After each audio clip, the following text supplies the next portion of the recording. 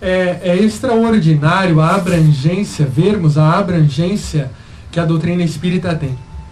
Allan Kardec, de uma forma magistral, em o livro A Gênese, fala-nos que a doutrina espírita tem ponto de contato com todas as ciências.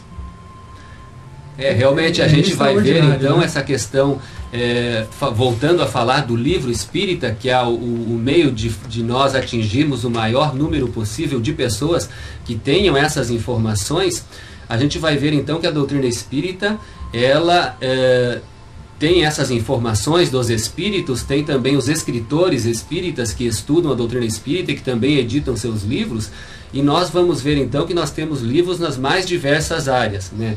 Filosofia, ciência, no aspecto moral, religioso, dentro do aspecto doutrinário, né? Livros romanceados que nos trazem, né, dessa forma as orientações também, os exemplos de vida, né, de seres, livros religiosos, livros infantis, né, livros de poesias, que nem o primeiro livro do Chico Xavier, né, que são livros de poesias, e o Parnaso de Além Túmulo, né? Então nós, na realidade, temos a oportunidade de termos conhecimentos das mais diversas áreas. E a gente vai vendo que, conforme eu falei antes, nas áreas científicas, né, nessas áreas, os espíritos têm nos trazido bastante informações, né?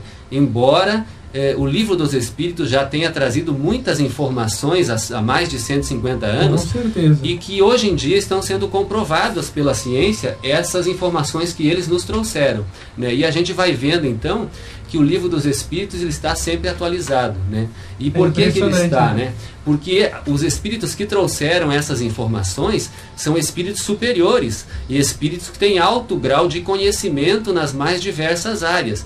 Então, com certeza, essa doutrina é a doutrina do futuro, conforme os espíritos nos falam, a doutrina consoladora também, mas a doutrina do conhecimento, a doutrina que vem nos trazer nos dias atuais e para o futuro, né, essas informações que o espírito imortal, conforme o Rafael comentou antes, né, nós que continuamos vivendo, e que também um outro aspecto que nós temos que falar é a questão da vida espiritual, né, da vida futura, que nós, quando saímos daqui, vamos para lá.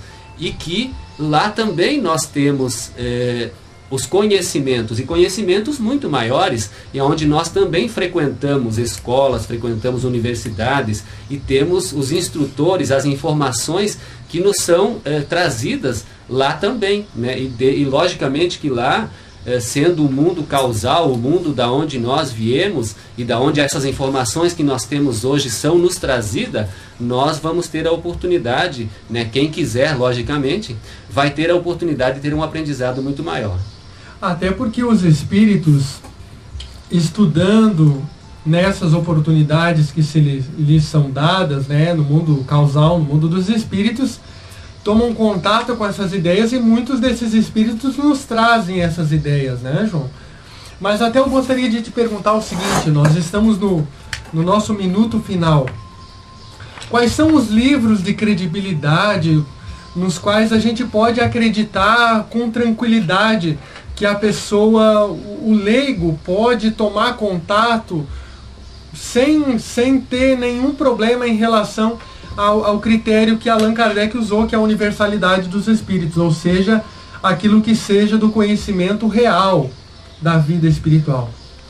Eu acho que é muito importante, Rafael, a gente comentar sobre essa questão, já que nós falamos da questão desse meio que os espíritos nos trazem, das informações, porque na realidade hoje nós temos praticamente quase 5.000 livros espíritas. Logicamente que esses livros, nem todos esses livros, eles estão abalizados pelo movimento espírita, pela Federação Espírita Brasileira, ou pelas federações dos estados, ou pelas editoras que são orientadas, que são coordenadas por espíritas, ou por espíritos também que trazem essas informações, espíritos superiores, e que vêm nos trazer essas informações dentro, logicamente, daquilo que a doutrina dos espíritos superiores, trazidas por Allan Kardec, através das obras básicas que estão de acordo com essa doutrina. Nós temos que ter um cuidado, porque existem muitos livros editados, e isso é uma questão de livre-arbítrio, as pessoas têm essa liberdade de editar os livros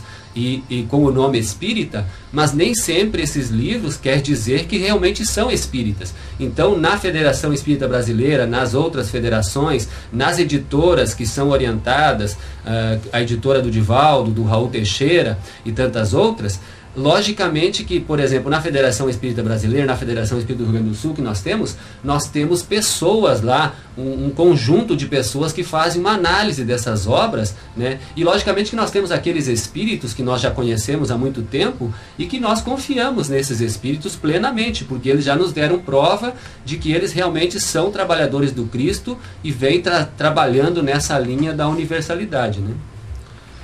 Meus queridos amigos, estivemos então no programa Mensagem Espírita, promovido pela Sociedade Beneficente Espírita Perseverança Salvadora, pela Sociedade Espírita Paz, Amor e Caridade. Deixamos o nosso abraço sincero, jovial e fraterno a todos aqueles que nos deram a honra de sua audiência. Queremos agradecer àqueles que nos vão ver no futuro e agradecemos ao nosso querido João Antônio, que nos deu uma participação brilhante nesse programa Mensagem Espírita. Muito obrigado e até o próximo programa Mensagem Espírita no sábado às 9h30. Até lá.